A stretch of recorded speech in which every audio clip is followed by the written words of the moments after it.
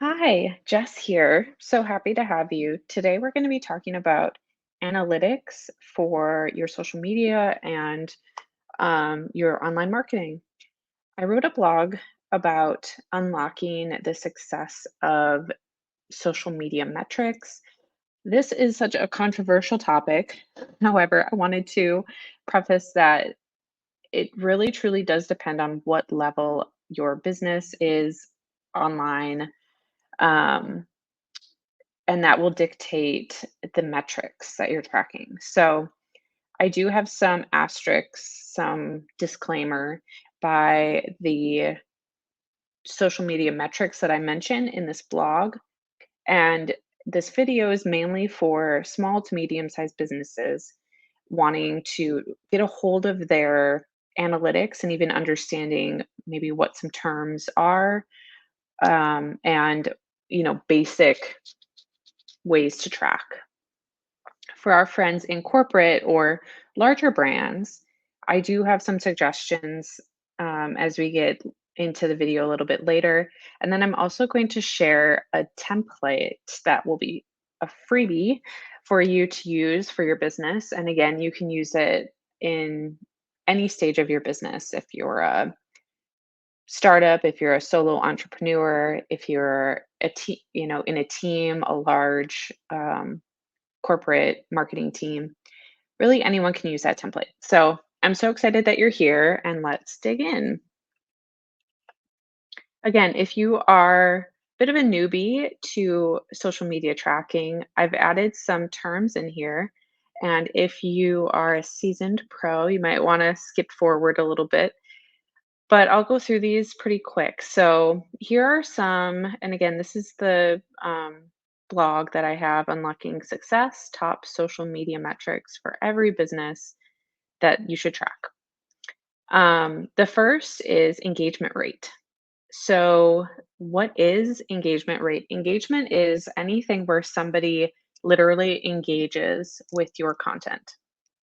Likes, comments, shares, reposts.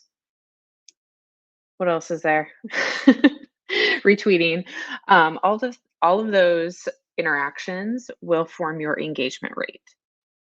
So calculating your engagement rate, it's dividing the total engagements by the total reach and then multiplying that by 100 to get a percentage. But thanks to Google Excel docs, we have those already predetermined for you. So as we get going here, reach quantifies the total number of unique users that have seen your content.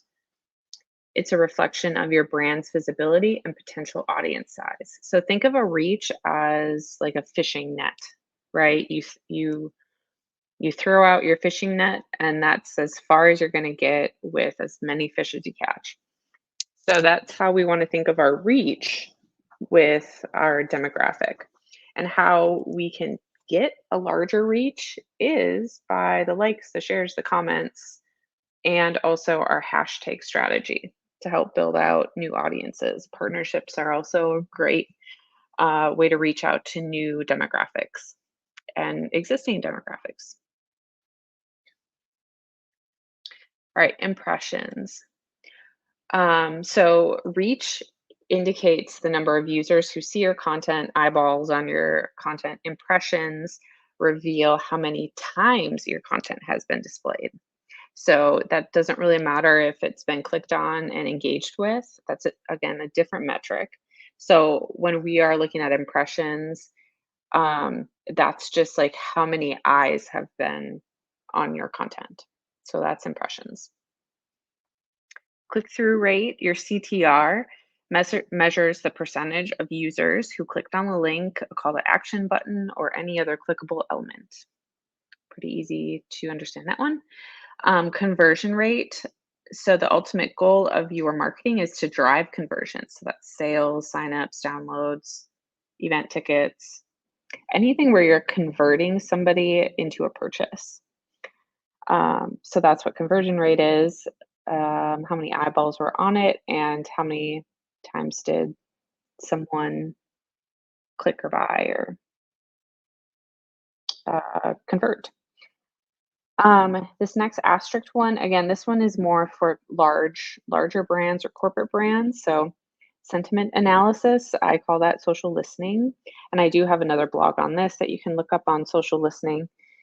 Um, but it's really understanding what's being said about your brand or what's being said about your industry, making sure that your PR team, if you have a PR team or your marketing team, can keep an understanding of potential PR crises, um, customer concerns, so it doesn't snowball into a huge online mess. So it's really about capitalizing on that positive feedback and enhancing brand reputation. I remember when I first started working in marketing, this was back when Facebook was barely a thing. Um, but there would be some brands, and of course, we didn't really understand the climate at the time. But if somebody left a negative review or left a negative comment, some brands would delete them, right? And now that's not the case. It adds to the conversation when somebody um, comments. So social listening really helps to understand what's being said about your brand or about your industry. All right, follower growth rate. So the follower growth rate is tracking your follower base and understanding your brand awareness, the relevance within your target audience, and hopefully you are trending upwards with your follower growth. And if you're leveling off, then you can again review your brand story to understand why that's happening. Share of voice. Again, this is for larger brands, larger companies. Your share of voice, or SOV, measures your brand's presence relative to your competitors within your industry. Um, I don't ever like to recommend doing what your competitors do, but it's always nice to know what they are up to. So if you can, and there are programs that analyze competitor platforms and pages, so you can assess your market position and identify areas for improvement. Again, this is a more advanced topic. And so we'll get into our social media referral traffic. So this is um, traffic that your website receives from social media platforms. I use Squarespace and I can see exactly where folks are coming from. I'm sure if you use Wix or WordPress, you can have a plugin that will allow you to do that as well. Google Analytics is cool too. And then cost per acquisition, your CPA, this quantifies the cost of acquiring a customer through your social media campaigns. So hopefully, you're lining up with your sales team if you have a sales team, or maybe you're a sales team of one. But it's really important to see where your efforts are going, and making sure that conversion is happening with your acquisition. So keep this handy. It's always nice to see what other people are tracking, and this is really based on 2024 recommendations.